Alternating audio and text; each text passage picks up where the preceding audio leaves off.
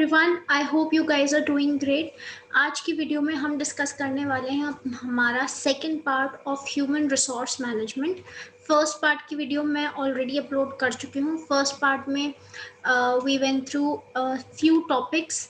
For example आपका था एक ह्यूमन रिसोर्स प्लानिंग क्या होता है, देन जॉब एनालिसिस क्या होता है, जॉब डिज़ाइन क्या होता है, जॉब स्पेसिफिकेशन क्या होता है। ये थोड़े बहुत टॉपिक्स थे जो हमने उस वीडियो में किए थे और हमने कुछ बेसिक्स टर्म्स देखे थे जो कि इम्पॉर्टेंट है for 1 mark type question, sorry not 1 mark, MCQ type of questions, वो काफ़ी इम्पॉर्टेंट थे। नाउ आज की वीडियो में हम और फर्दर अपना जो ये सब्जेक्ट है इसको लेके जाएंगे। अभी तक जो आपने देखा था वो देखा था बेसिक टर्मिनोलॉजीज, ठीक है। बट जब भी हम HR की बात करते हैं सबसे पहले जो हमको लगता है ना चीज़ की वो आता है रिक्रूटमेंट से रिलेटेड। जैसे हमने फंक्शंस पढ़े थे तो हमने 2 टाइप के फंक्शंस देखे थे। एक था आपके पास डिफरेंट फंक्शंस जिसमें कि पेरोल बनाया जाता है और स्टाफ को लेके आया जाता है, उनको वर्क अलॉट किया जाता है। और एक फंक्शन था मैनेजरियल फंक्शन जहाँ पे कि प्लानिंग होती है और ऑर्गेनाइजिंग होती है, डायरेक्टिंग होती है, कंट्रोलिंग होती है। तो नाउ जब भी आप HR की बात करते हो, जो एक ले मैन या फिर जो एक कॉमन मैन को सबसे पहले जो उसके दिमाग में आता है चीज़ वो ये आती है कि HR मतलब कि ह्यूमन रिसोर्स, और ह्यूमन रिसोर्स कंपनी से अगर हम कनेक्ट करें तो उसका मतलब है कि आप लोगों को ला रहे हो और अपने जो फर्म है उसमें उनको जॉब्स प्रोवाइड कर रहे हो। तो जो ये पूरा प्रोसीजर है ये आपका रिक्रूटमेंट से स्टार्ट होता है, राइट। तो रिक्रूटमेंट के फिर कुछ प्रोसेसेस होते हैं, कुछ स्टेप्स होते हैं जिनको थ्रू आपको गुजरना होता है। ये नहीं है कि आपने एप्लीकेशन दी और आपकी जॉब लग गई। काफ़ी सारे बीच में टेस्ट होते हैं और इंटरव्यूज़ होते हैं, आपके रिज्यूमे की स्क्रीनिंग होती है। तो ये कुछ स्टेप्स हैं जो आपको एटलीस्ट ये ना पता हो कि कितने सारे स्टेप्स हैं, पर आपको एक एक स्टेप का मतलब पता होना चाहिए कि अच्छा इस वाले पर्टिकुलर स्टेप में क्या होता है। उसके अलावा जब किसी की जॉब लग गई सपोज, नाउ उसको ट्रेन किया जाएगा, राइट। तो ट्रेनिंग किस टाइप की होती है और क्या सिर्फ एक न्यू एम्प्लॉय को ट्रेनिंग दी जाती है या फिर कोई एग्जिस्टिंग एम्प्लॉय को भी दी जाती है। ट्रेनिंग जॉब करते करते दी जाती है या फिर अलग से उसके लिए टाइम निकाला जाता है। तो हमारे पास 2 टाइप्स की ट्रेनिंग होती है, एक है ऑन द जॉब ट्रेनिंग और एक है ऑफ द जॉब ट्रेनिंग। ये वाला जो टॉपिक है ये बहुत इंपॉर्टेंट है। ट्रेनिंग में types of training is very very important. तो आज की वीडियो में हम यही वाले जो टॉपिक्स हैं वो कवर करने वाले हैं। Okay, so let's start with our topic. So yes, so job specification last topic था हमारा जो हमने पिछले अपने वीडियो के अंदर किया था। जॉब स्पेसिफिकेशन में देखे थे कि एक पर्टिकुलर जॉब को करने के लिए हमें क्या क्या स्किल्स की रिक्वायरमेंट है, ठीक है, क्या क्या क्वालिफिकेशन होनी चाहिए, की क्वालिफिकेशन। और हमने बताया था कि SKA मैंने टेलीग्राम ग्रुप पे भी ये एक क्वेश्चन पूछा था and I was amazed to see कि काफ़ी आप लोगों को ये नहीं पता था कि SKA का फुल फॉर्म क्या है। यहाँ पे I have already mentioned skills, knowledge and ability. ये एक इम्पॉर्टेंट आप कह सकते हो एब्रीविएशन है ह्यूमन रिसोर्स की, तो ये आपको पता होना चाहिए। तो SKA is skills, knowledge, abilities. ये भी एक क्वेश्चन बन सकता है। Okay, so now we will start with our main topic today, recruitment। तो रिक्रूटमेंट क्या होता है आपके पास, ये एक ऐसा प्रोसेस है जिससे कि ऑर्गेनाइजेशंस क्या करते हैं, सबसे पहले तो वो आइडेंटिफाई करेंगे कि हमें इस पर्टिकुलर फील्ड के लिए या इस पर्टिकुलर पोस्ट के लिए हमें किसी की रिक्वायरमेंट है, ठीक है। अब उनको अपनी रिक्वायरमेंट उन्होंने आइडेंटिफाई कर ली कि यस हमें इस पोस्ट के लिए एक पर्टिकुलर कैंडिडेट की या 2 की या 3 की रिक्वायरमेंट है। अब वो इंडिविजुअल्स को अट्रैक्ट करेंगे ताकि वो जो जॉब वैकेंसीज हैं उनको वो फिल कर सके। ना वो अट्रैक्ट कैसे कर सकते हैं, सी अट्रैक्ट करने के बहुत सारे तरीके होते हैं। फॉर एग्जांपल आप न्यूज़पेपर में एडवर्टाइजमेंट डालो, या फिर आप कैंपस प्लेसमेंट के लिए चले जाओ, या फिर कुछ एम्प्लॉयमेंट एक्सचेंज कंपनीज ही होती हैं आप वहाँ पे करो, या फिर आप अपने सोशल जो नेटवर्किंग साइट्स हैं उनको आप यूज़ करो। तो देर आर वेरियस वेज, ठीक है, वो भी हम डिस्कस करेंगे, ज़्यादा नहीं पर थोड़ा थोड़ा। तो ये सारी चीज़ें, ये जो पूरा प्रोसेस है इसको हम रिक्रूटमेंट कहते हैं। तो जो मतलब काफ़ी लोगों को जो दिक्कत होती है ना, वो होती है कि रिक्रूटमेंट और सिलेक्शन सेम है। ये दोनों सेम नहीं है। पहले आप रिक्रूटमेंट करते हो, पहले आप क्या करते हो, आइडेंटिफाई करते हो कि आपको किसकी ज़रूरत है। उसके बाद आप उन लोगों को अट्रैक्ट करते हो कि वो आपकी जॉब के लिए अपनी एप्लीकेशंस जो हैं वो फिल करें, आपको एप्लीकेशंस भेजें, अपने रिज्यूमे भेजें, तो आपको उनको अट्रैक्ट करना ज़रूरी है। तो रिक्रूटमेंट में सिर्फ ये वाला प्रोसेस होता है। तो 3 फीचर्स होते हैं रिक्रूटमेंट के। सबसे पहला होता है लोकेटिंग एंड अट्रैक्टिंग टैलेंट।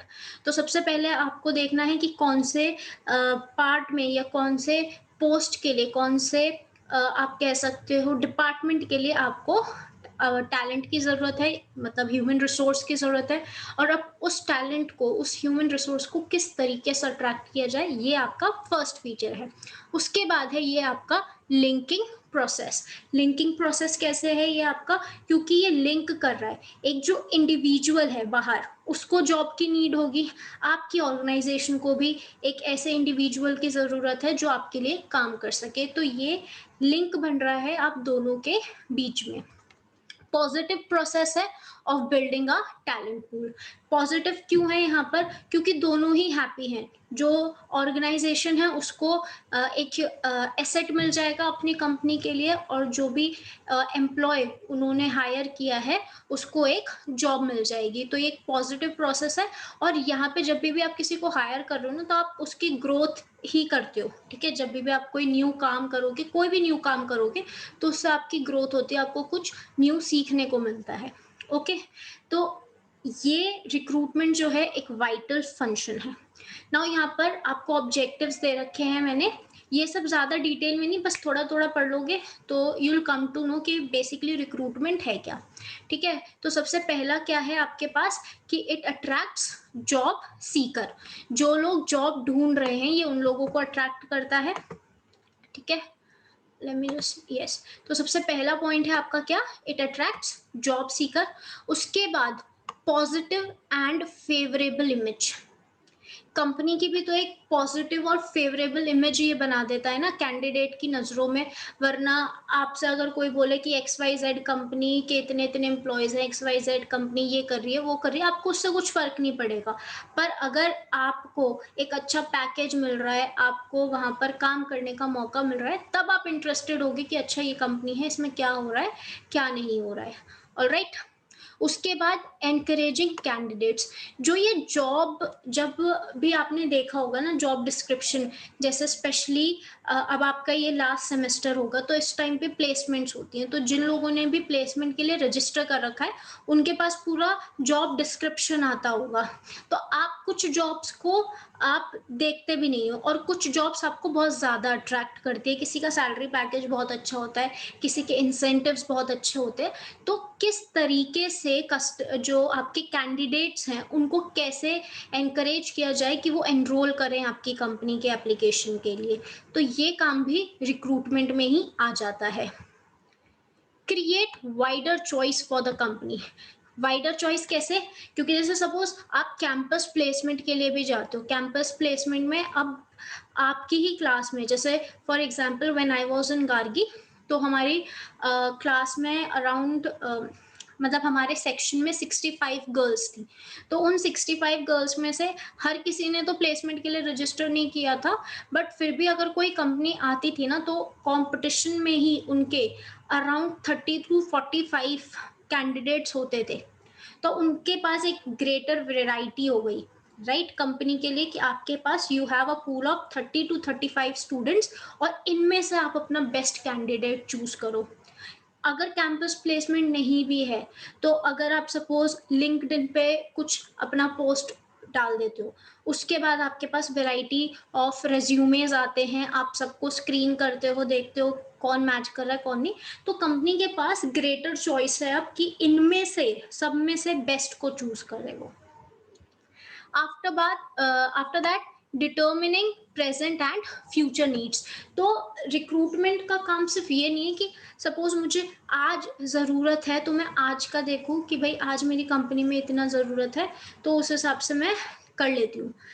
हमें ये भी सोचना है कि सपोज़ फ्यूचर में अगर मैं एक्सपेंशन कर रही हूँ या फिर करंटली मुझे ऐसे लोगों की ज़रूरत नहीं है जो परमानेंट मैं ले सकूँ, मुझे सिर्फ़ ऐसे लोगों की ज़रूरत है कि अभी 3-4 महीने वो हमारे साथ काम करें और उसके बाद जो हमारा परमानेंट स्टाफ है, ऐसा होता है ना काफ़ी बार कि कोई स्टाफ है, सपोज़ कोई फीमेल एम्प्लॉयी था, वो मैटरनिटी लीव के लिए चले गए, तो 2-3 मंथ्स का गैप है। तो उनको कोई ऐसा कैंडिडेट नहीं चाहिए जिसको वो परमानेंटली अपॉइंट करना चाहते हो, वो सिर्फ़ ऐसा चाहते हैं कि 3-4 महीने के लिए उसका कोई सब्स्टिट्यूट आ जाए।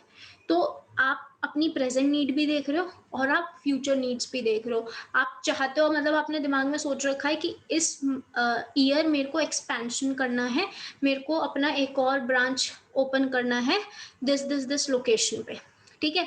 तो अब उस चीज़ के लिए भी आपको चाहिए होगा ना कि लोग आ सके मेरे पास। अब जैसे ही खोल लोगे, ज़रूरी नहीं है ना उसी वक़्त, आप ऐसा भी तो कर सकते हो कि जो करंट पूल है आपके पास, जो करंट एम्प्लॉइज़ हैं, उन्हीं में से आप कुछ लोगों को वहाँ पे भेज दो ताकि आपका जो वर्किंग है और जो जो भी प्रोसेस है वो काफ़ी स्मूथली हो जाए। तो रिक्रूटमेंट के टाइम पे आपको अपनी फ्यूचर नीड्स भी देखनी है और प्रेज़ेंट नीड्स भी देखनी है। नाउ प्रोसेस क्या होता है रिक्रूटमेंट का? बहुत ईज़ी सा प्रोसेस है। सबसे पहले आपको देखना है कि कितने लोगों की ज़रूरत है। मतलब कितनी वैकेंसीज़ हैं आपके पास। ये नहीं है कि अगर आपके पास 35 एप्लीकेशंस आई हैं, तो आप पूरा 35 एप्लीकेशंस को हायर कर लोगे, या फिर आप एटीट्यूड दिखाओगे और आपके पास सपोज़ 100 एप्लीकेंट्स आए और आपने कहा मैं तो सिर्फ़ एक को ही लूँगा, देख लो अब। तुम लड़ लो, झगड़ लो, जो करना है कर लो, एक ही को लूँगा। ऐसा नहीं होगा। आपकी कंपनी को कितना रिक्वायरमेंट है उसके हिसाब से आपको सबसे पहले नंबर्स देखने हैं कि कितने रिक्वायर्ड हैं। ओके, उसके बाद आपको देखना है source of supply. Source of supply का क्या मतलब होता है कि किस तरीके से ये आपने जो नंबर था, आपने अपनी वैकेंसी पता कर ली कि सपोज मेरे को 4 एम्प्लॉइज की ज़रूरत है, नंबर पता चल गया।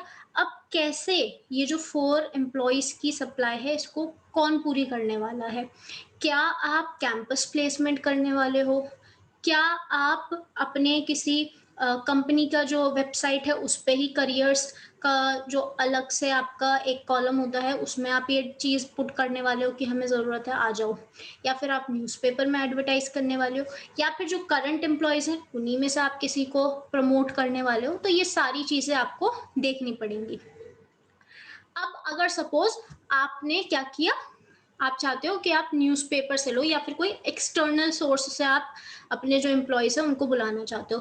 तो आप क्या करोगे, आप जो जॉब डिटेल्स हैं उनको पब्लिसाइज़ करोगे कि ये जॉब है, इसके अंदर ये काम होगा और इतनी-इतनी हम सैलरी देंगे, ये वर्किंग आवर्स होंगे और ये स्किल्स की रिक्वायरमेंट है। जो भी एप्लीकेंट इंटरेस्टेड है वो आ जाए। उसके बाद अब सी आपने अपनी तरफ से बता दिया कि ये चीज़ है, पर जो जॉब सीकर है वो क्यों आपकी कंपनी में आए, वो किस तरीके से अट्रैक्ट होगा, आपको ये भी देखना पड़ेगा। फॉर एग्ज़ाम्पल एक नॉर्मल पोस्ट आपको सपोज़ किसी ने दिया कि रिक्वायरमेंट है सपोज़ किसी डिजिटल मार्केटिंग एग्ज़ीक्यूटिव की, ठीक है? आपको ऐसे बोला कि ये हमें एक रिक्वायरमेंट है। तो एक कंपनी ने तो आपको पूरा अच्छे से जॉब डिस्क्रिप्शन में ही आपको पूरा बता दिया कि भई हम 9 टू 5 हमारा जॉब है, सैटरडे संडे भी ऑफ है और आपके बर्थडे पे आपको एक स्पेशल ऑफर भी मिलेगा या कुछ ऐसे मिलेगा और कंपनी की तरफ से आपको ये इंसेंटिव्स मिलेंगे, सैलरी पैकेज आपका इतना होगा।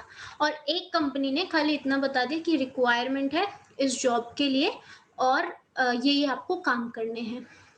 तो जो ज़्यादा चांसेस होंगे ना, वो जो पहला वाला ऑफ़र था ना उसके होंगे, क्योंकि वहाँ पे ऑलरेडी सब कुछ क्लियरली डिटरमिन्ड है कि भई ये मिलने वाला है, ऐसे-ऐसे चीज़ें मिलेंगी हमें, ये हमारे बेनिफिट है। तो आपको ये देखना है कि किस तरीके से आप एनकरेज कर सको लोगों को कि वो आएँ और आपके जो जॉब एप्लीकेशन है उनको फिल करें, ठीक है? Evaluating recruiting efforts. अब कितना टाइम लगने वाला है, कितने दिन लगने वाले हैं, जैसे कि मैं आपको बताती हूँ प्लेसमेंट सेल का ही फॉर एग्जांपल ले लेते हैं हम। काफ़ी सारे बार जो कंपनीज़ आती हैं, कुछ-कुछ कंपनीज़ तो ऐसी होती हैं जो एक ही दिन में सारा काम करके चले जाते हैं। फॉर एग्जांपल वो अपनी टीम लाते हैं 10-15 लोगों की, सपोज़ 35 एप्लीकेंट्स भी हैं, ओके? तो वो ये नहीं करेंगे कि भई एक-एक दिन में एक-एक एप्लीकेंट आया और आप इंटरव्यू दो 1 घंटे का, उसके बाद आप जाओ। वो क्या करते हैं, 10 टू 15 लोग होते हैं और ग्रुप बना देते हैं बच्चों के कि चलो 5-5 के आप ग्रुप्स में डिवाइड हो जाओ। 5 लोगों का ये वाला इंसान लेगा इंटरव्यू, 5 का ये, 5 का ये, इस तरीके से उन्होंने बना दिया पूरा। और वो पूरा जो ये प्रोसेस है ना, 1 दिन में करके टाटा बाय बाय, सिलेक्शन भी हो गया और उसी दिन नेक्स्ट डे ऑफर लेटर भी देके चले जाते हैं, उनका काम सारा खत्म। कुछ कंपनीज होते हैं उनका प्रोसेस थोड़ा सा लंबा होता है, वो कहते हैं कि भाई पहले आपको ये ऑनलाइन टेस्ट देना पड़ेगा, फिर उसका रिजल्ट आएगा, फिर आप एक वर्चुअल इंटरव्यू दो, फिर आप मेन इंटरव्यू दो। तो ये भी देखना पड़ेगा कि कितना मेहनत, कितना काम हमें करना है एक रिक्रूटमेंट के लिए। कुछ कंपनीज खाली एक इंटरव्यू लेती हैं और आपको जॉब देनी होगी दे देंगे, नहीं देनी होगी नहीं देंगे। कुछ कंपनीज 3-3 4-4 इंटरव्यूज लेती हैं, तो दैट टोटली डिपेंड्स। ठीक है, जैसे जो लोग यूपीएससी के लिए प्रिपेयर कर रहे होंगे, उन्होंने पहले प्रीलिम्स के लिए प्रिपेयर किया होगा, फिर मेन पेपर्स के लिए किया होगा और वो सब क्लियर हो गया होगा, फिर वो इंटरव्यू तक पहुंचे होंगे। तो ये उनका प्रोसेस है रिक्रूटमेंट का। ऐसे ही डिफरेंट कंपनीज का अलग अलग होता है, तो आपको ये भी इवेलुएट करना पड़ेगा कि कितना एफर्ट्स आप लगाने वाले हो in this recruitment process. Okay, उसके बाद you have sources of recruitment, मैंने अभी बताया। तो यहाँ पे आपके पास 2 टाइप के हो सकते हैं। एक होता है इंटरनल सोर्स। इंटरनल सोर्स मतलब क्या हो गया कि आपने कोई अपने ही जॉब, अपने ही जो आपके ऑर्गेनाइजेशन में जो लोग एग्जिस्टिंग काम कर रहे थे अभी, उन्हीं में से किसी को आपने या तो प्रमोट कर दिया, मतलब एक हायर पोजीशन उसको दे दी, ट्रांसफर कर दिया कि आपने सपोज कोई मुंबई ब्रांच में काम कर रहा था, अब आपने उसको बेंगलुरु भेज दिया कि आप वहां पे चले जाओ। जॉब पोस्टिंग कर दिया आपने, इधर से आपने उधर भेज दिया उसको। या फिर referral from internal employees. Referral से क्या होता है कि सपोज कोई एम्प्लॉय एग्जिस्टिंग आपका, मतलब कोई था आपके एम्प्लॉय, वो काम कर रहा था ऑलरेडी, उसने कहा कि मेरा एक फ्रेंड है और उसकी ये क्वालिफिकेशंस है और ये इस पर्टिकुलर जॉब के लिए सही रहेगा। तो आपने कहा ठीक है, आपने अपने फ्रेंड जो एग्जिस्टिंग एम्प्लॉय था उसी के फ्रेंड को बुलाया, उसका इंटरव्यू लिया। वैकेंसी इतनी ज़्यादा थी नहीं, एक बंदे की ज़रूरत थी, तो आप नहीं चाहते थे कि भाई न्यूज़पेपर में एडवर्टाइजमेंट करूं या फिर कहीं पोस्ट डालूं। आपको पूरा झंझट नहीं चाहिए था, आप ज़्यादा एफर्ट्स नहीं करना चाहते थे। तो रेफरल्स के बेसिस पे भी आपका काम हो सकता है। ठीक है, उसके बाद you have external sources. External sources में क्या आ जाता है, सबसे पहला कैंपस रिक्रूटमेंट। ये तो मैं अभी तक बोलती जा रही हूँ और आप लोगों के कॉलेजेस में भी जो कंपनीज हैं वो आए होंगे, तो आपको इसके बारे में पता होगा। उसके बाद यू हैव एडवर्टाइजिंग। एडवर्टाइजिंग में क्या क्या आ जाता है आपके पास, एक तो है employment search forms. Employment search forms क्या होता है कि वो क्या करेंगे, वो आपके लिए सारा काम करेंगे आपका। जैसे मैंने काफ़ी सारे आपने देखा होगा ना, naukri.com, इंडीड और लिंक्डइन इस मामले में तो नहीं है, बट येस वो भी आपको जॉब ऑफर्स दिखाता है ना कि ये जॉब हैं और ये कंपनीज हैं। तो ये एम्प्लॉयमेंट सर्च फर्म्स क्या होती हैं, ये यही ढूंढती हैं कि किस किस कंपनी में ज़रूरत है। तो कुछ कंपनीज तो ऐसी भी होती हैं कि वो क्या करेंगे, सिर्फ आपको एम्प्लॉय ये नहीं बताएंगे कि भाई इस पर्टिकुलर कंपनी में वैकेंसी है। वो क्या करेंगे, अपने आप पढ़ेंगे जॉब डिस्क्रिप्शन, उस पूरा जो भी था कंपनी का जो जॉब डिस्क्रिप्शन उन्होंने दे रखा है वो पढ़ेंगे पूरा। फिर उसके हिसाब से आपका रेज्यूमे भी प्रिपेयर करेंगे। फिर वो इंश्योर करेंगे कि आप सारे स्टेप्स क्लियर करो और आपको ये जॉब जो है वो मिल जाए। आपके लिए रेफरेंस का भी इंतज़ाम करेंगे। वो ये सारा काम करेंगे और आपसे बदले में वो कुछ कमीशन चार्ज करेंगे। तो ऐसा भी हो सकता है। एम्प्लॉयमेंट एक्सचेंजेस भी हो सकते हैं, मतलब कि यही होता है कि एक कंपनी जो है उसका काम ही ये है कि वो सही कैंडिडेट दूसरी कंपनी तक पहुंचा रही है। तो ये वाला भी चीज़ हो सकता है। Gate hiring. गेट हायरिंग में क्या होता है आपके पास कि लोग आते हैं और वो अपना रेज्यूमे वगैरह देंगे और उसके बाद आप मतलब पूछोगे कि किस तरीके से है। ये नहीं, मतलब ये नहीं है कि उनका कोई रेफरल था या उन्होंने सपोज कहीं ने किसी ने कहीं पे कोई एडवर्टाइजमेंट देखी, वॉक इन इंटरव्यूज आपने सुना होगा, तो किसी ने देखा कि भाई अच्छा यहाँ पे इंटरव्यू हो रहे हैं, तो वो जाएंगे और उसी वक्त जो भी इंटरव्यू है वो दे के आ जाएंगे। तो यहाँ पे कुछ कॉन्ट्रैक्टर्स भी होते हैं जो लेके आते हैं लोगों को, और अनसॉलिसिटेटेड एप्लीकेंट्स, मतलब कि इनका कोई रिश्ता नाता नहीं था कंपनी से, ना इन्होंने कोई एज सच बहुत ज़्यादा किसी को पैसे दिए या कुछ ऐसे, इन्होंने देखा कि वॉक इन इंटरव्यू है और ये आ जाएंगे। फिर है आपके पास इंटरनेट रिक्रूटिंग। इंटरनेट रिक्रूटिंग में क्या होता है आपका, जैसे ये है ना, अलग अलग वेबसाइट, जैसे अभी बताया Naukri.com या फिर इंडीड या फिर लिंक्डइन। तो ये क्या करते हैं, इन कंपनीज को, ये कंपनीज जो हैं ये पोस्ट करती हैं और फिर उसके बाद लोग, जो भी एप्लीकेंट इंटरेस्टेड होगा उस पर्टिकुलर कंपनी में, वो दे देंगे। ओके ना, उसके बाद यू हैव, सबसे पहला प्रोसेस आपको पता चला रिक्रूटमेंट।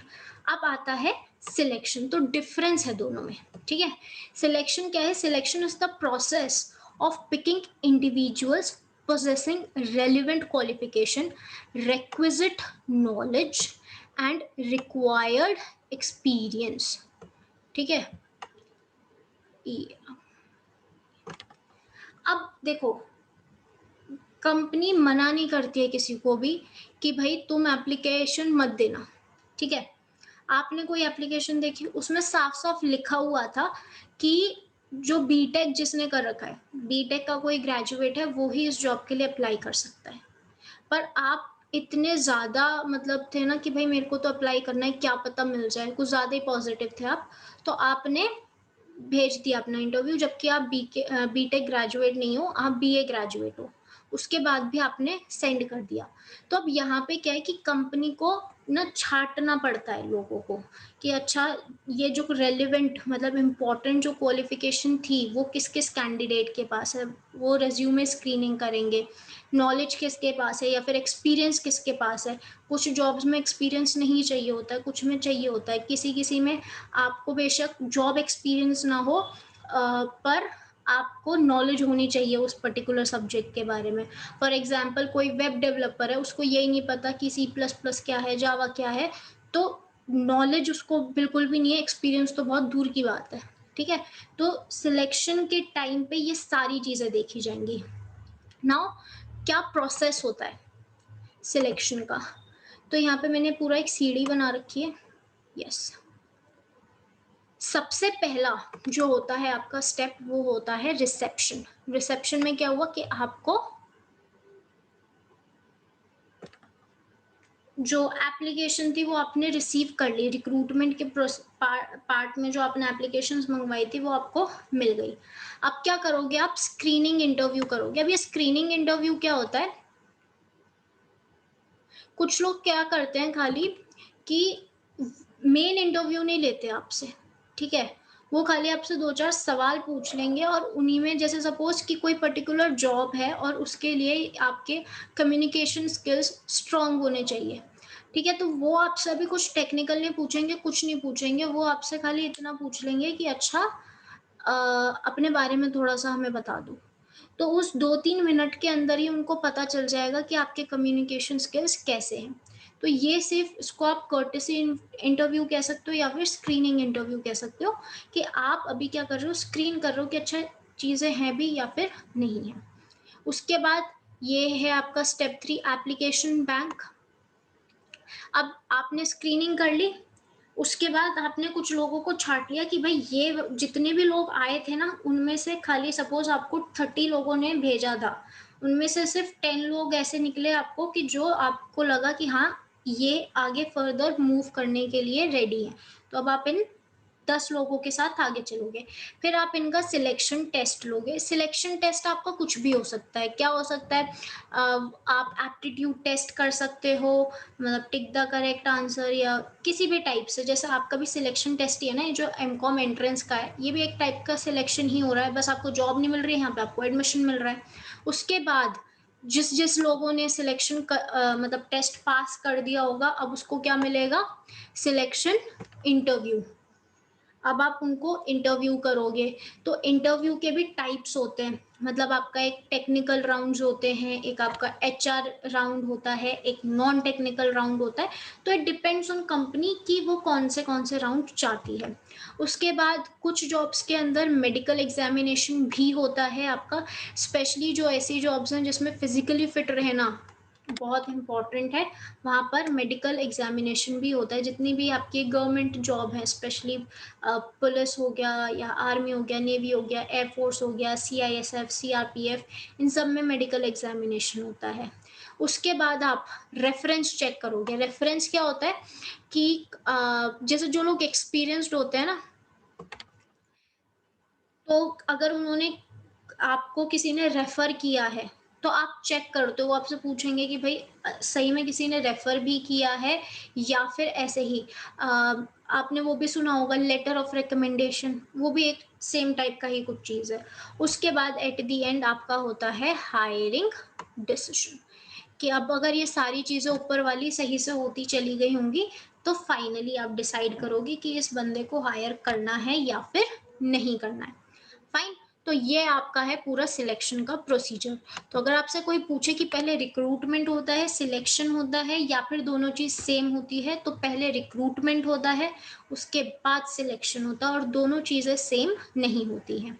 नाउ सिलेक्शन टेस्ट में क्या-क्या आ जाता है आपके पास? तो आपका हो सकता है इंटेलिजेंस टेस्ट, ठीक है? जिसमें कि आपका मेंटल एबिलिटी देखी जाएगी, लॉजिकल रीजनिंग और वर्बल रीजनिंग, इस तरीके से कुछ होंगे, ठीक है? फिर you have aptitude test. Aptitude में क्या होता है कि उस पर्टिकुलर इंसान में कितना पोटेंशियल है to learn certain skills. For example जो टीचर्स हैं, जो टीचिंग के लिए अप्लाई करेंगे, उनका टीचर्स एप्टीट्यूड होता है, टीचिंग एप्टीट्यूड। उसमें क्या करेंगे, वो सिचुएशंस दे देंगे कि भाई आप पढ़ा रहे हो बच्चे को, इधर से कोई हॉन्ग करे जा रहा है, तो आप क्या करोगे? आपके पास 5 ही मिनट है पढ़ाने के लिए, तो आप क्या चीज़ करोगे? तो या फिर कुछ और चीज़ें वो आपको दे देंगे। तो यहाँ पर एप्टीट्यूड टेस्ट आ जाता है। उसके बाद पर्सनैलिटी टेस्ट, कि आप किस टाइप के इंडिविजुअल हो। तो यहाँ पर एक पर्सनैलिटी टेस्ट होता है, एमबी पर्सनैलिटी टेस्ट करके। तो काफ़ी सारे रिजल्ट आते हैं। ईएनजेटी मतलब कि आप काफ़ी ज़्यादा इंट्यूटिव हो या जजमेंटल हो, इस टाइप से आता है, या एक्सट्रोवर्ट हो, इंट्रोवर्ट हो, इस टाइप के कैरेक्टरिस्टिक जो होती हैं इंडिविजुअल्स की, पर्सनैलिटी टेस्ट से आपको वो मिलता है। उसके बाद अचीवमेंट टेस्ट, जैसे कि इंग्लिश के लिए लोग देते हैं, टॉफल देते हैं, एलिट्स देते हैं, और भी काफ़ी सारे एग्जाम्स जो आपको देने पड़ते हैं, या फिर वर्क सैम्पलिंग टेस्ट, ये सारे आपके अचीवमेंट टेस्ट आ जाएंगे। सिमुलेशन टेस्ट क्या होता है? सिमुलेशन में क्या होता है, वो आपको सिचुएशंस दे देंगे कि भाई ऐसी ऐसी सिचुएशन है, एक कंपनी है, कंपनी में आग लग गई, ठीक है, और नेक्स्ट डे ही आपको अपने क्लाइंट को कुछ प्रेजेंटेशन देनी है। तो कौन कौन सी चीज़ें आप ले जाना चाहोगे? कंपनी में आग लग रही है और वो आपसे पूछ रहे हैं कि कौन कौन सी चीज़ें आप क्लाइंट के लिए ले जाना चाहोगे, या लेके भी जाओगे या फिर नहीं जाओगे। तो इस टाइप के सिमुलेशन टेस्ट, वो आपको कुछ वर्क रिलेटेड क्वेश्चंस पूछेंगे। Then you have graphology test. यहाँ पे क्या है कि वो आपसे कुछ क्वेश्चंस पूछेंगे, और मतलब कि ग्राफ देखेंगे कि कब आप इस तरीके से होता है ना, कि आप कितना इंट्यूटिव थे, या आपको जैसे काफ़ी बार होता है ना कि हमसे क्वेश्चंस पूछे जाते हैं स्टार्टिंग में, जब हम आते हैं तब हम बहुत एनर्जेटिक होते हैं, फिर जैसे ही क्वेश्चंस पूछने लग जाते हैं तो हम बहुत डाउन टाइप हो जाते हैं। तो आपका ग्राफ किस तरीके से जा रहा है, मतलब आप एक स्टेबल पर्सनालिटी हो या फिर आपको बहुत ज़्यादा मूड स्विंग्स होते हैं। उसके बाद है पॉलीग्राफ, या फिर लाई डिटेक्टर टेस्ट भी जिसको कहते हैं। तो आपसे क्वेश्चंस पूछेंगे और फिर वो लाई डिटेक्टर से चेक करेंगे कि कितने में आपने सही जवाब दिया है, कितने में नहीं। इंटेग्रिटी टेस्ट में कि आप कितने खुद से कितने सच्चे हो, ठीक है, कि आप झूठ बोल रहे हो, सच बोल रहे हो, जो चीज़ें आप बता रहे हो वो सही है या नहीं है। जैसे कि अ, आपको बोल दिया जाए, जैसे कोई इंसान है, वो कहता है कि मैं तो भाई बहुत ऑनेस्ट हूँ, तो वो उनको ऐसी सिचुएशंस देंगे जिसमें कि उनको सच में पता चलेगा कि भाई ये ऑनेस्ट भी है या फिर नहीं है। Now interview, types of interview, तो मैंने अभी बताया था ना आपको। सबसे पहला है non directive interview. Non directive में क्या होता है कि वो आपसे कुछ भी क्वेश्चंस पूछ लेंगे। ये नहीं है कि बहुत ज़्यादा टेक्निकल क्वेश्चंस आ रहे हैं, वो आपसे पूछ लेंगे अच्छा अपनी लाइफ का कोई ग्रेटेस्ट मोमेंट बता दो, या फिर ये चीज़ें हुई थी। मतलब रैंडमली हर एक जो कैंडिडेट आ रहा है, आप उनसे अलग अलग क्वेश्चंस पूछ रहे हो। किसी से भी ऐसा नहीं है कि एक ही क्वेश्चन आपने सबसे पूछा हो, ऐसा मैंडेटरी नहीं है। पूछ सकते हो पर मैंडेटरी नहीं है। डायरेक्टिव या स्ट्रक्चर्ड इंटरव्यू में क्या होता है, वहाँ पे सब कुछ प्री प्लान्ड है कि पहले मैं ये वाला क्वेश्चन पूछूंगा इस कैंडिडेट से, उसके बाद मैं ये वाला पूछूंगा। तो यहाँ पे आपने पूरा प्लान करके रख रखा है। सिचुएशनल इंटरव्यू में क्या होता है कि आपको सिचुएशंस दे दी जाएंगी कि भाई एक पर्टिकुलर सपोज कोई सेल्स पर्सन है, सेल्स पर्सन की जॉब के लिए आया, उसको बोला कि ना आप को पता चला कि एक कोई क्लाइंट है, वो पहले आपका क्लाइंट रह चुका है और वो अब आपको कम पैसे देना चाहता है, मतलब जितने में वो आपसे पहले खरीदता था उतने में ही अब खरीदना चाहता है, पर आपका जो रेट है वो इंक्रीज हो चुका है। तो आप क्या करोगे ऐसे सिचुएशन में, मतलब क्लाइंट के साथ अपने रिलेशनशिप बनाए रखोगे और उसको सेम रेट पे दोगे चीज़ें, या फिर आप इंक्रीज करोगे और अपने जो रिलेशनशिप है उसको स्टेक पे लगाओगे। तो ऐसा हो सकता है। बिहेवियरल इंटरव्यू दे सकते हैं वो आपको कि किस तरीके से आप एक पर्टिकुलर सिचुएशन में बिहेव करते हो। स्ट्रेस इंटरव्यू, स्ट्रेस में क्या है कि वो ऐसी ही सिचुएशन बोल देंगे ना आपको कि आपको चूज करना है कि भाई ये या ये।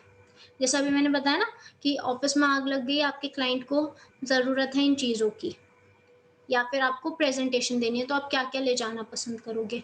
ग्रुप डिस्कशन इंटरव्यू, ये तो आपने भी सुना होगा। ग्रुप डिस्कशन होता है ना, एक टॉपिक दे देते हैं फिर डिस्कस करते हैं अब किस तरीके से क्या कैंडिडेट बोल रहा है, क्या कैंडिडेट नहीं बोल रहा है, उस पर डिसाइड किया जाता है कि किस कौन ज़्यादा बेटर है पर्टिकुलर किसी पोजीशन के लिए। पैनल और बोर्ड इंटरव्यू, वहाँ पे 4-5 लोग होते हैं और एक बंदे से वो क्वेश्चंस पूछ रहे होते हैं। अब जब भी इंटरव्यू होता है ना तो कुछ मिस्टेक्स आप कर जाते हो, तो ये मिस्टेक्स जो है आपको ऐसे वो पूछेंगे नहीं कि इनमें से कौन सी इंटरव्यू मिस्टेक है, ऐसे भी पूछ सकते हैं, वैसे तो उनकी मर्जी है, पर इनके मतलब भी पूछ सकते हैं। तो सबसे पहला है हैलो इफेक्ट। हैलो इफेक्ट में क्या होता है कि आपने पहले से ही, जैसे मतलब कि कोई आया और एक फर्स्ट इम्प्रेशन क्रिएट हो जाता है ना, जैसे सपोज कोई आया और आते ही वो सपोज थोड़ा सा क्लमजी टाइप का इंसान था, वो थोड़ा सा लड़खड़ाया गिर गया, तो आपकी इमेज बन गई उसके, ठीक है, उसके दिमाग में कि भाई ये तो ऐसे ही इंसान है। या फिर स्टार्टिंग में ही कोई बहुत ज़्यादा नर्वस हो गया किसी बात से, तो आपके माइंड में उसकी इमेज बन गई, फिर वो बेशक कितना भी अच्छा इंटरव्यू दे के जाए बाद में आपको उससे फ़र्क नहीं पड़ेगा, जो पहले इमेज बन गई वो बन गई। उसके बाद लीनियंसी।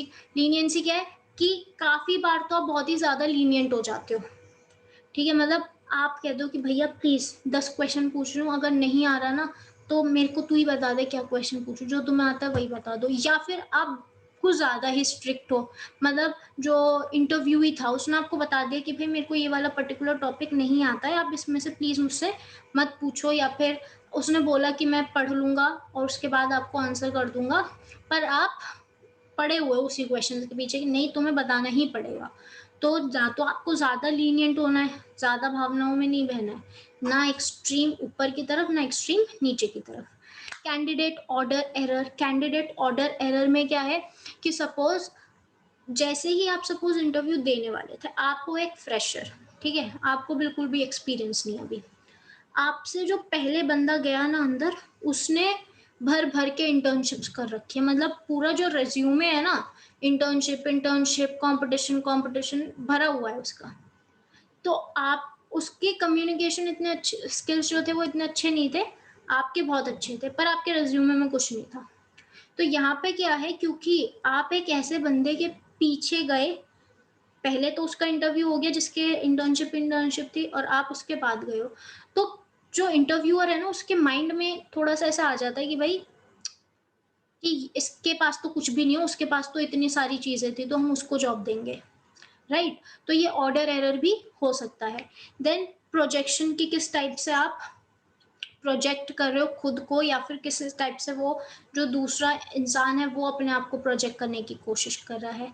स्टीरियोटाइपिंग। स्टीरियोटाइपिंग में क्या हो जाता है कि हमने पहले से ही अपने दिमाग में बिठा रखा है कि अच्छा ये इंसान ना ऐसा है, या फिर आप जैसे कह सकते हो कि ये इंसान है, ये कुछ ज़्यादा ही बातें करता है, तो ये बातें ही करता रहेगा, काम नहीं करेगा। तो इससे क्या है, आपने स्टीरियोटाइप कर लिया, वो बेशक बातें कर रहा है, अब इंटरव्यू है वो बातें करेगा, वो इसीलिए आया है वहाँ पे, पर आप ऐसे स्टीरियोटाइप नहीं कर सकते। तो ये कुछ मिस्टेक्स हैं इंटरव्यू के टाइम पे जो कि इंटरव्यूअर से हो सकती हैं और उसको अवॉइड करना चाहिए इन्हें। नाउ द इंटरव्यू प्रोसेस, तो ये आप लोगों के लिए सबसे पहले आप क्या करोगे, प्रिपरेशन करोगे, मतलब दोनों लोग, जो इंटरव्यू दे रहा है वो भी और जो इंटरव्यू ले रहा है वो भी, दोनों प्रिपेयर करेंगे। वो क्वेश्चंस प्रिपेयर करेगा, आप आंसर्स प्रिपेयर करोगे। फिर आप दोनों अब एक दूसरे से मिलोगे, रिसेप्शन होगा, आप दोनों मिलोगे, इंफॉर्मेशन एक्सचेंज होगा। उसके बाद ये चीज़ खत्म हो जाएगा, मतलब इंटरव्यू अब टर्मिनेट हो जाएगा। आप लोगों ने बातें की, सब कुछ हुआ, इंफॉर्मेशन एक्सचेंज हुआ, आप टर्मिनेशन हुआ इंटरव्यू का। नाउ आप इवेलुएट करोगे कि कौन सा कैंडिडेट अच्छा था, किसके क्या प्लस पॉइंट्स थे, कौन आपको सच्चा लगा, कौन आपको झूठा लगा। फाइन।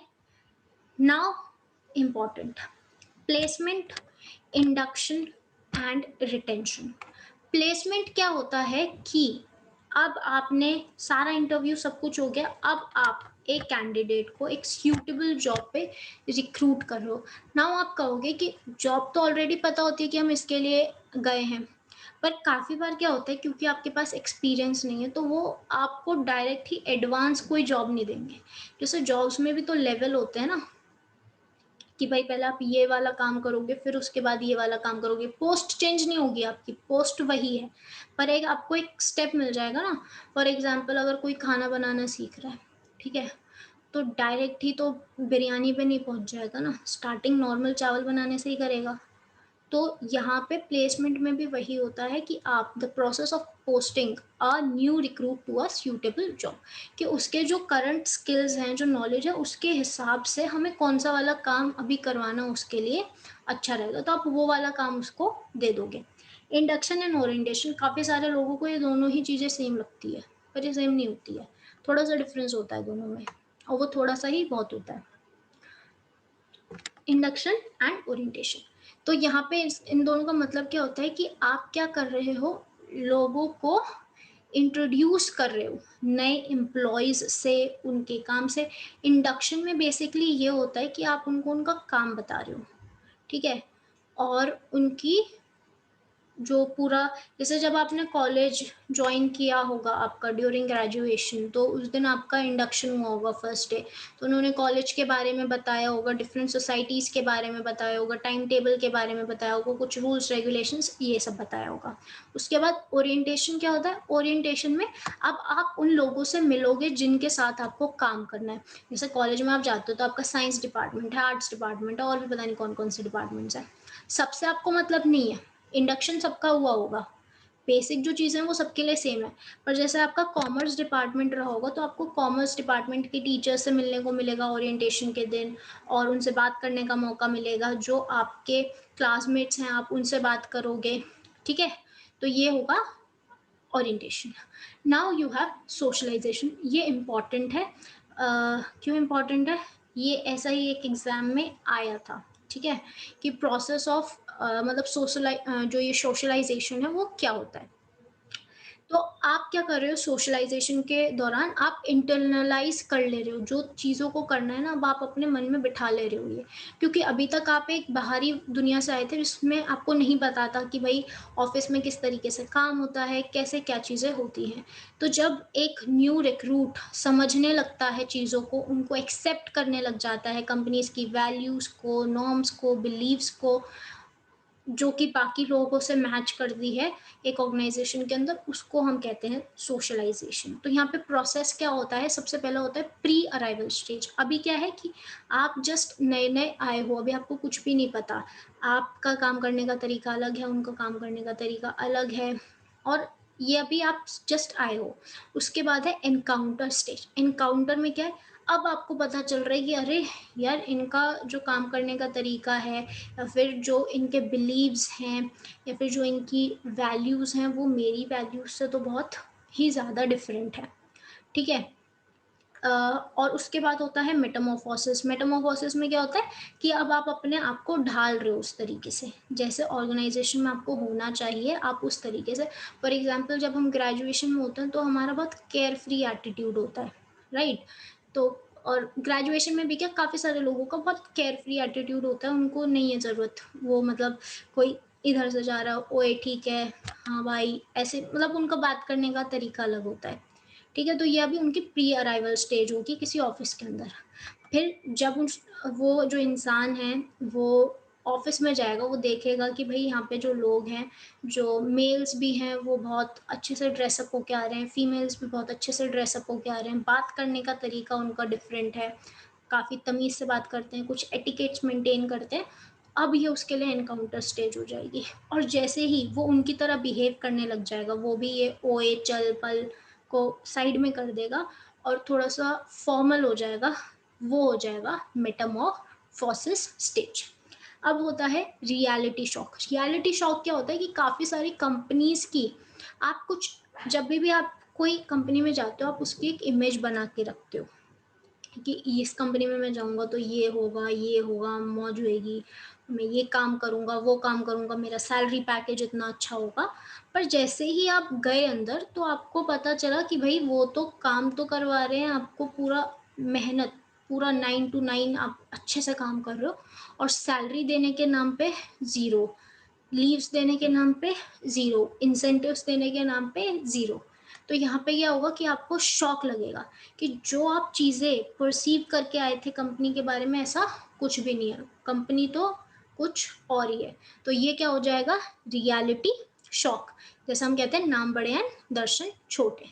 उसके बाद है रिटेंशन। आपने एक बार लोगों को बुला के लिया है, अब आपको उनको रिटेन करना भी ज़रूरी है। रिटेन करना मतलब कि वो लोग आपके कंपनी को छोड़कर ना जाएँ, वो भी देखना आपकी ज़िम्मेदारी है। तो the ability of an organization to retain its employ. Okay, तो कैसे कर सकते हैं? काफ़ी सारी चीज़ें हैं। सबसे पहले आप इक्विटी रखो, मतलब आप जो जो आपके एम्प्लॉइज़ हैं उनके अंदर डिस्क्रिमिनेशन ना करो, उनको किसी को स्पेशल ट्रीटमेंट ना दो आप, ठीक है? जॉब सिक्योरिटी होनी चाहिए, ये नहीं है कि लोगों को डर लग रहा है कि आज तो मेरे पास जॉब है, कल को ना हो। कम्युनिकेशन होना चाहिए, मतलब ऐसा नहीं होना चाहिए कि आप ये सोच रहे हो कि कोई किसी से, मतलब आप क्योंकि बॉस हो, ये एक एम्प्लॉय है, तो ये एम्प्लॉय आपसे बात नहीं कर सकता, आप बड़े लोग हो, ऐसा नहीं होना चाहिए। प्राइड होना चाहिए, टीम वर्क होना चाहिए, मतलब लोगों को लगना चाहिए कि हाँ, मैं इस ऑर्गेनाइज़ेशन का पार्ट हूँ, उनको प्राउड फ़ील होना चाहिए उस चीज़ के लिए। फ़न होना चाहिए काम करते वक़्त, ये नहीं है कि हमेशा काम, काम, काम। रिकॉग्निशन मिलनी चाहिए, आप अवार्ड्स रख सकते हो उनके लिए। आस्क, मतलब आप उनसे पूछो कि वो क्या चाहते हैं, कहाँ पे गलत हो रहे हो।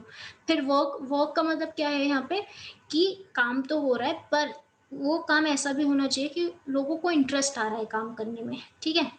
टैलेंट उनको उनका जैसे जो उनके टैलेंट्स हैं, जैसे काफ़ी सारी कंपनीज़ होती हैं, वो apart from giving you job, वो ये भी देखती हैं कि आपको पार्ट्स जो आपका टाइम पास के लिए आप क्या करते हो, आप किस चीज़ के लिए पैशनेट थे। ज़रूरी नहीं है जो आप जॉब कर रहे हो आप उसके लिए पैशनेट थे, कोई हो सकता है कि कोई सिंगिंग में अच्छा है या फिर कोई किसी चीज़ में, तो वो आपके टैलेंट को एनहांस करेंगे, वो कॉम्पिटिशन्स रखेंगे आपके लिए या फिर इवेंट्स रखेंगे जहाँ पर आप अपना टैलेंट दिखा सकते हो।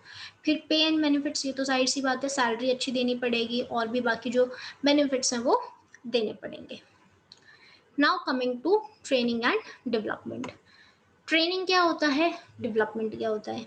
सी, ट्रेनिंग होता है एक प्लान्ड एफर्ट होता है, सब कुछ पहले से ही प्लान रहता है और किसी जॉब रिलेटेड कॉम्पिटेंसी को इम्प्रूव करने के लिए होता है, उसके लिए दिए जाती है, तो ये जॉब ओरिएंटेड होता है।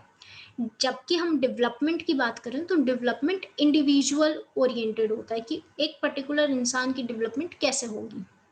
फीचर्स क्या होता है, यहाँ पे ट्रेनिंग में आपको नॉलेज और स्किल्स इंक्रीज किए जाएंगे किसी एक पर्टिकुलर जॉब के लिए, करंट जॉब पे अटेंशन दिया जाएगा और एक इंडिविजुअल एम्प्लॉय पे कंसंट्रेट किया जाएगा। तो अगर हम ट्रेनिंग की बात करें ना तो इसका जो स्कोप है काफ़ी नैरो है, ये सिर्फ जॉब रिलेटेड है, आपको उससे क्या सीखने को मिल रहा है क्या नहीं मिल रहा उससे फ़र्क नहीं पड़ता, उनको क्या है कि जो काम है वो पूरा होना चाहिए। और यहाँ पे क्या है कि एक परमानेंट चेंज आ जाता है एम्प्लॉय बिहेवियर के अंदर, जैसे पहले वो किसी और तरीके से काम कर रहा था, अब ट्रेनिंग के बाद किसी और तरीके से काम करेगा जब तक कि उसको कोई न्यू ट्रेनिंग ना मिल जाए। तो ये रिलेटिवली एक परमानेंट चेंज होता है। वेराज जब हम बात करते हैं डेवलपमेंट की, तो डेवलपमेंट एक एजुकेशन प्रोसेस है जिसमें कि हम किसी एक इंसान की, किसी एक इंडिविजुअल की एबिलिटी को एनहांस कर रहे हैं और क्यों कर रहे हैं, ताकि वो अपनी नॉलेज को किसी यूज़फुल तरीके से मतलब यूज़ कर सके। ठीक है. So the intent of development is to provide knowledge and understanding that will enable people to carry out non-technical organizational functions more effectively. फिर आप कहोगे एजुकेशन में क्या डिफरेंस है. एजुकेशन भी क्या है, ये आपकी नॉलेज इंक्रीज करती है, जनरल नॉलेज. ठीक है, ये पर्सन ओरिएंटेड होती है, पर यहाँ पे क्या होता है, थ्योरी बेस्ड नॉलेज होती है ये. तो यहाँ पे मेन पर्पस ही ये होता है कि आपका किसी एक पर्टिकुलर जो सब्जेक्ट है या जो थीम है वो इम्प्रूव हो जाए, उसकी अंडरस्टैंडिंग इम्प्रूव हो जाए. फॉर एग्जाम्पल जैसे अभी टीचर्स थे, ठीक है, तो किसी किसी को प्रेजेंटेशन, जो पावर पॉइंट प्रेजेंटेशन है, ये सब नहीं आता था, तो आपने उनको उसकी चीज़ की क्लासेस दी, तो अब आपको पता चल गया.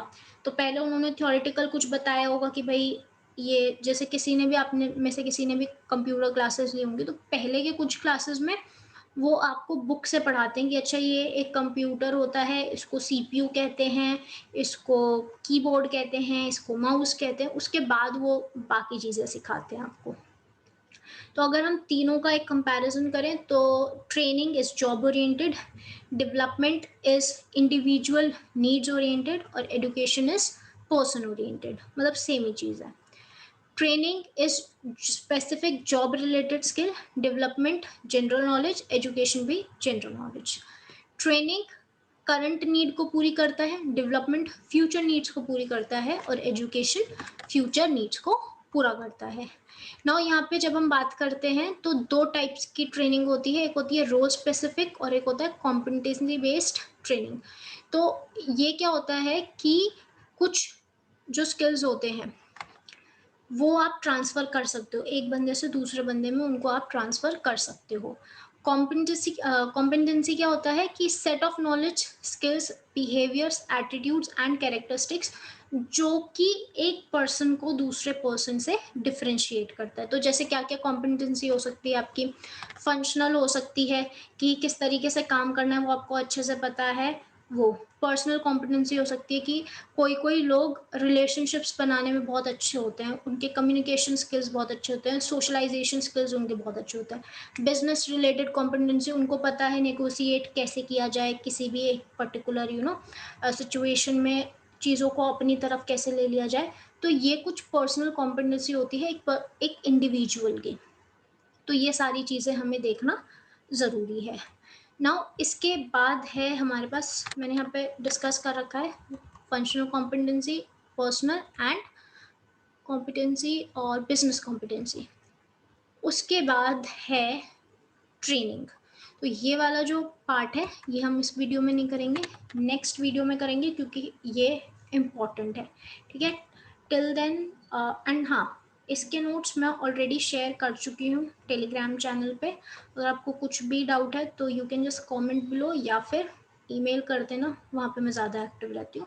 Okay, till then stay safe, stay healthy and keep preparing. Thank you.